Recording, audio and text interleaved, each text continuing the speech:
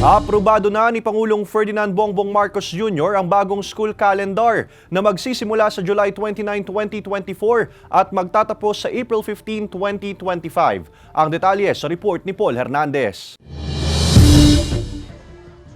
May katuparan ng hiling ng ilang grupo at magulang na ibalik na sa dating school calendar ang pasukan sa mga pampublikong paaralan. Ito'y matapos aprubahan ni Pangulong Bongbong Marcos Jr. ang direktibang gawin sa July 29, 2024 ang opening of classes ngayong taon at magtatapos April 15, 2025. Bago ang pasyang ito, nagpasa ng rekomendasyon si Vice President at Education Secretary Sara Duterte sa Pangulo. Dalawang opsyon ang iprinisinta niya sa Pangulo. Una ang 180-day school calendar kung saan may Saturday classes. Ikalawa ang 165 school days na walang Saturday make-up classes na sa March 2025 parehong magtatapos ang school year. Pero naiiklian ng Pangulo sa 165 school days. Hindi rin sang-ayon ng palasyo sa setup ng Saturday classes. Para hindi makompromiso ang bilang ng araw ng may pasok ay ginawang April 15, 2025 ang end of school year para pasok pa rin sa 180-day school calendar. Ang DepEd Calabarzon, hinihintay pa raw ang opisyal na ulat na yan.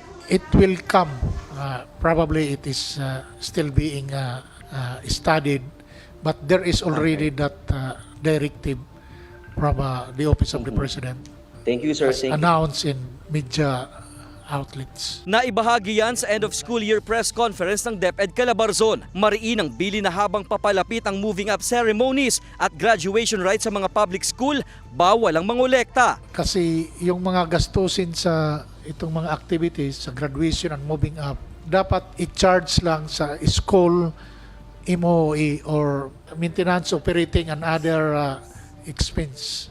Seryoso ang DepEd sa panunuri sa mga paaralang nangongolekta. May mga nasampulan at nakasuhan na raw ng mga guro at school heads. Ang end of school year rites isasagawa mula May 29 hanggang 31. Pero may konsiderasyon daw na pwedeng mas maaga o June 1 na dapat idaan sa konsultasyon sa mga magulang. Pinatatapos na ng kagawaran ng iba't ibang aktibidad sa mga public schools bago pa ang bakasyon.